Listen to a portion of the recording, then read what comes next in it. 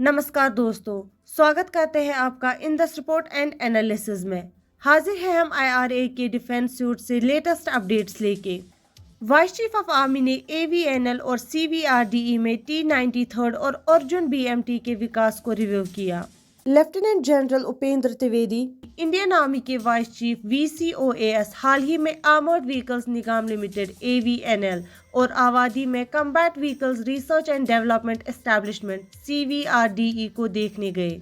ये दौरा Indian army का सेल्फ रिलायंस होने की डेवलपमेंट को दिखाता है, जिसमें आर्मर्ड व्हीकल्स फ्लीट को डेवलप और मेंटेन रखने की जिम्मेदारी है। लेफ्टिनेंट जनरल द्विवेदी को आर्मर्ड व्हीकल्स टेक्नोलॉजीज में आगे बढ़ने के बारे में सूचित किया गया, जिसमें main battle tank MBT Arjun और T-90S भीष्मा टैंक का अपग्रेड वर्जन T-90M के सेकंड शामिल है। बातचीत मल्टीपल इनिशिएटिव्स पर फोकस थी, जो कि आर्मर्ड व्हीकल्स मेंटेनेंस और मॉडर्नाइजेशन में सेल्फ सफिशिएंसी हासिल करने की दिशा में थे। इसमें MBT अर्जुन के पावर पैक जैसे अहम पार्ट्स की मरम्मत और ओवरहॉलिंग के लिए नए तकनीकों को अपनाया जाना शामिल है। VCOAS ने AVNL और CVRDE के प्रयासों का रिव्यू किया, जिसमें इंडियन आर्मी के इस्तेमाल किए जाने वाले सभी आर्मर्ड व्हीकल्स प्लेटफॉर्म्स पर वेरियस कंपोनेंट्स और सब सिस्टम्स को स्वदेशी बनाने की कोशिश की गई। लेफ्टिनेंट जनरल ने ऑर्गेनाइजेशंस को उनके ट्रांसफॉर्मेटिव प्रयासों के लिए एप्रिसिएशन दी, जो इंडियन आर्मी को कैपेबल आर्मर्ड व्हीकल्स प्रदान करने में की गई है। उन्होंने टैंक्स और दूसरे आर्मर्ड फाइटिंग व्हीकल्स के कंटिन्यूअस एक्सीलेंस के महत्व को जोर दिया। उनके मैन्युफैक्चरिंग, मेंटेनिंग और रिपेयरिंग पर भी जोर दिया। सिक्किम में आर्मी ने सुपर हाई आल्टीट्यूड पर anti tank guided missile firing का आयोजन किया। इंडियन आर्मी की त्रिशक्ति कोर ने सिक्किम के 17,000 फुट की ऊंचाई पर एक ट्रेनिंग एक्सरसाइज आयोजित की, जिसमें anti tank guided missiles ATGMS का फायर करना शामिल था।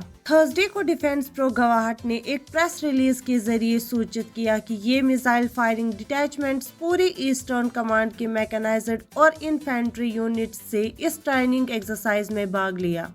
प्रेस रिलीज में कहा गया कि पूरी ईस्टर्न कमांड के मैकेनाइज्ड और इन्फेंट्री यूनिट से मिसाइल फायरिंग डिटैचमेंट्स इस ट्रेनिंग एक्सरसाइज में हिस्सा लेंगे। एक्सरसाइज ने कम्प्रहेंसिव कंटिन्यूटी ट्रेनिंग और अलग अलग प्लेटफॉर्म से मूविंग और स्टैटिक टारगेट्स पर लाइव फायरिंग को शामिल किया, जो बैटलफील्ड की सिचुएशन को दर्शाते हैं।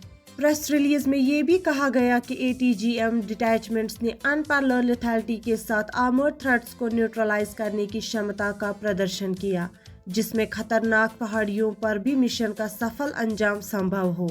ATGM सिस्टम का हाई ऑल्टीट्यूड एनवायरनमेंट्स में प्रदर्शन एक मिसाइल एक टैंक के लक्ष्य को रीअफर्म करता है और ATGM सिस्टम की सुपर हाई ऑल्टीट्यूड में एक्यूरेसी एंड इफेक्टिवनेस का प्रदर्शन करता है। 15 अप्रैल से India Uzbekistan joint military exercise dust lake शुरू हो रहा है।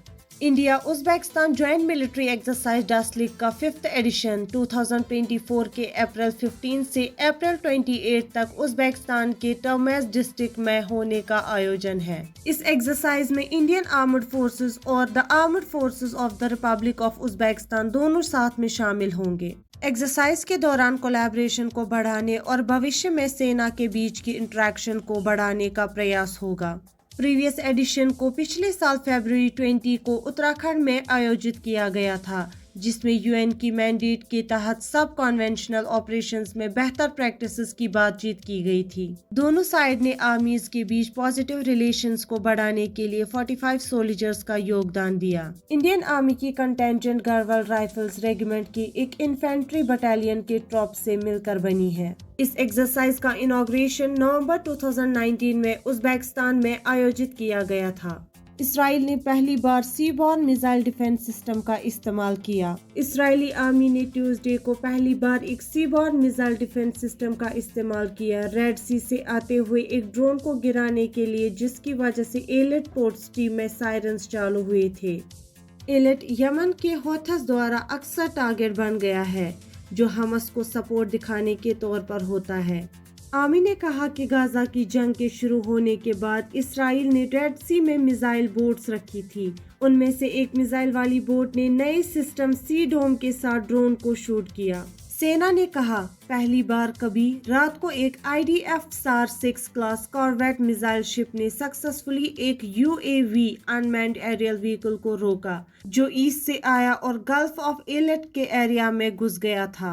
सी डोम इजरायली डिफेंस कॉन्ट्रैक्टर राफेल के अनुसार उसी इंटरसेप्टर का उपयोग करता है जो लैंड बेस्ड आयरन डोम में होते हैं, जो छोटे रेंज के रॉकेट्स और ड्रोन्स को रोकता है। ये इसराइल के बहुत से लेयर्स वाले एयर डिफेंस एरिया का हिस्सा है, जो एरो 3 के अपोजिट है, जो बैलिस्टिक मिसाइल को अर्थ के एटमॉस्फेयर के बाहर पकड़ने के लिए बनाया गया है।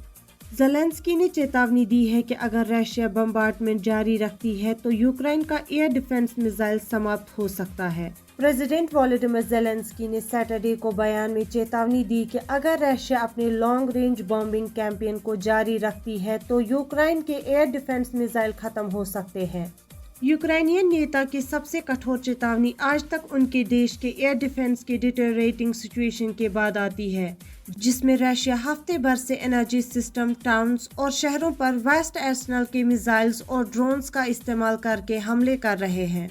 अगर वो यानी रशिया ऐसे ही हर दिन हमले करते रहेंगे जैसे पिछले महीने से कर रहे हैं, तो हमारे मिसाइल्स खत्म हो सकते हैं और हमारे साथी इस बात को जानते हैं, ज़ेलेंस्की ने एक इंटरव्यू में कहा जो यूक्रेनियन टेलीविजन पर प्रसारण हुआ। उन्होंने कहा कि यूक्रेन के पास अभी काफी एयर डिफेंस भंडार है प्रेजेंटली इसका सामना करने के लिए, लेकिन अभी से ही हमें क्या सुरक्षित रखना है उस पर मुश्किल चुनौतियों का सामना करना पड़ रहा है। उन्होंने विशेष रूप से पैट्रियट एयर डिफेंस मिसाइल्स की जरूरत को हाईलाइट किया। ये sophisticated US air defence missile Russia हमलों के दौरान जरूरी थी, जिसमें बैलिस्टिक और हाइपरसोनिक मिसाइल्स का इस्तेमाल होता है, जो कुछ ही मिनट में टारगेट को घेर सकता है।